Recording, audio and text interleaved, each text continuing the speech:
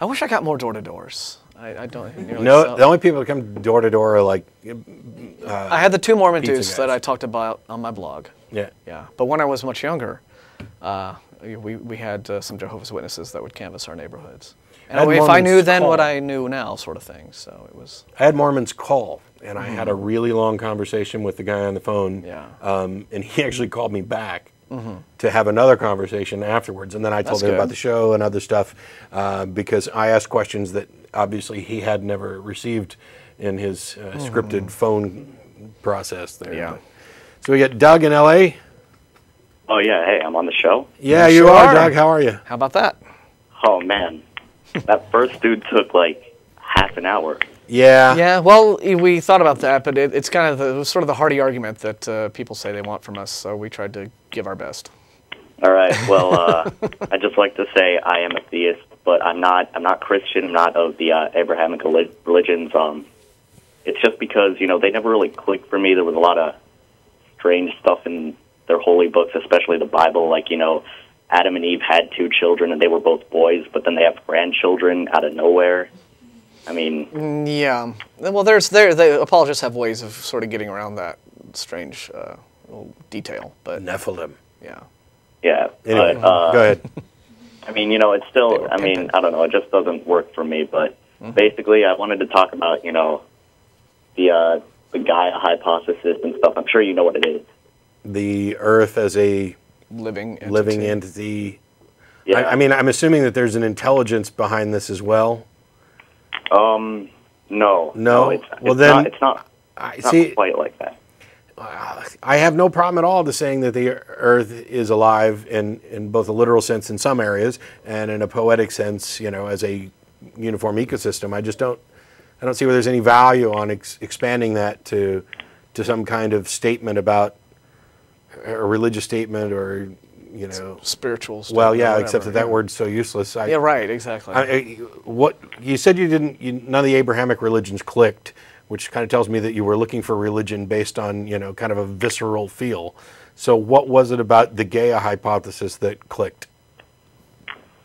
I don't know, I mean, it just all made sense, it wasn't like, I mean, to a certain extent, there was, it wasn't all done, like, it's not all 100% factual. Like, there isn't, like, conclusive, like, research about it, but it's all, I agree. as the hypothesis goes, it works for now, and it's completely believable. Why? And How does it work if we already know that the Earth was formed about 4.5 billion years ago from the accretion disk of the sun? I mean, how does that become a living entity that imbues some kind of purposefulness or whatever? Well, I don't even know if you think that the purposefulness comes into it. I mean, is that even part of the Gaia hypothesis? It's not really, but Yeah, I mean, see. For me, at least, I'm actually a pagan, but I believe, I mean, you guys probably think, I mean, you guys don't believe in anything well, I mean, supernatural anyway. But let me give you my impressions of where I think that all this is about. What we do as people is we try to understand the world and the universe in our own terms, right? I mean, in terms that are relatable to us. And intelligent design is a more, shall we say, faux intellectual, I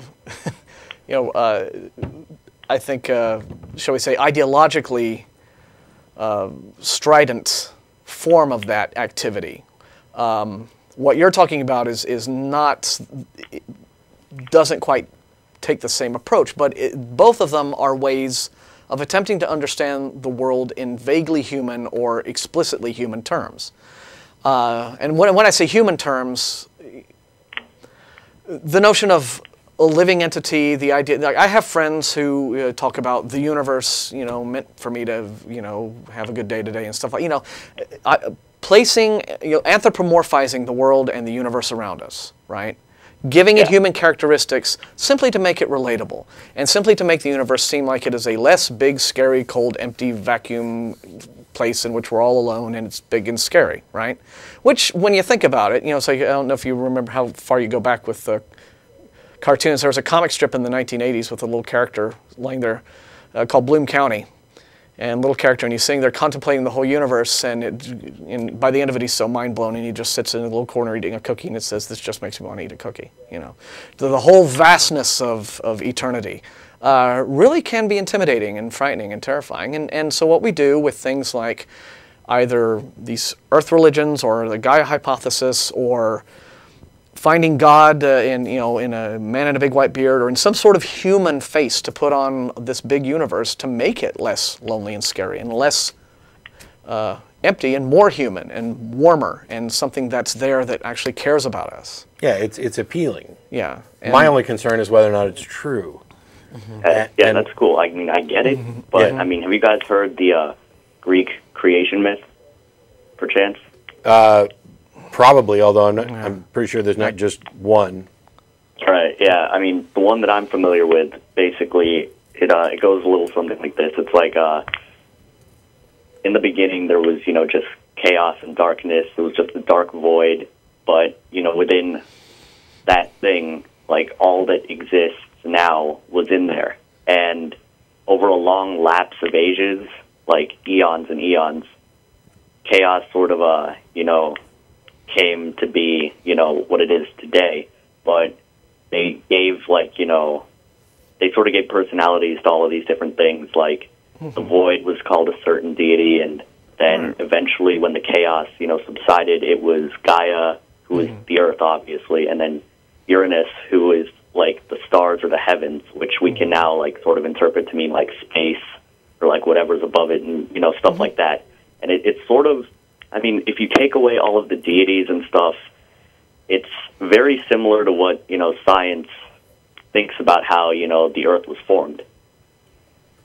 No, it's really not. Well, I mean, superficially at best, right? I mean, it's as akin to how science thinks the Earth was formed as it is to how a cake was formed, in that at one time there wasn't a cake, and at some later time there was a cake. I mean, when you're that vague, all the dough, you can make anything. Sugar came together. There's a process by which a cake is made and a process by which a planet is made. And saying there was no cake and then somebody threw ingredients together and there was a cake is not an accurate description. It's not a very good. A recipe book that just said throw all this stuff together would not make a very good cake for you. Yeah. So I mean, and that's just it. They didn't have the recipe then, right? So they came up with these other explanations involving gods and deities and anthropomorphizing, natural phenomena they didn't understand. We see this all over the place in all kinds of religions, and it shouldn't be a surprise to anybody that creation myths and religious accounts for the unexplained are very similar for 3 reasons. One, we are all similar, so our brains work kind of the same way.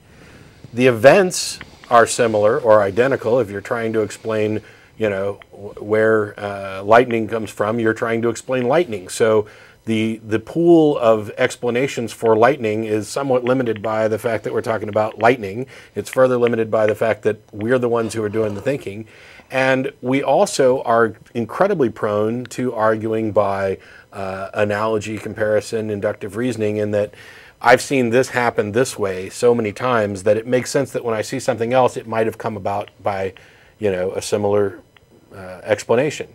This is an evolutionary trait that's incredibly beneficial to us as kids, this reliance on authority and the trust that the world tomorrow is going to be pretty much the same as it is today. And we get right answers probably way more often than we get wrong answers. But when it goes wrong, it goes horribly wrong. And when we say that, how come there's so many of these creation myths that all sound kind of similar and some of them got things that are actually kind of right? And it's because we were similar, they're explaining a similar thing, and we're not complete idiots. We weren't even back then. There's night follows day, day follows night type thing. There's this progression, and it's not surprising that somebody would come up with a creation story for the universe that, I don't know, makes some kind of sense, because perhaps the creation stories for the universe that made absolutely no sense never got written down.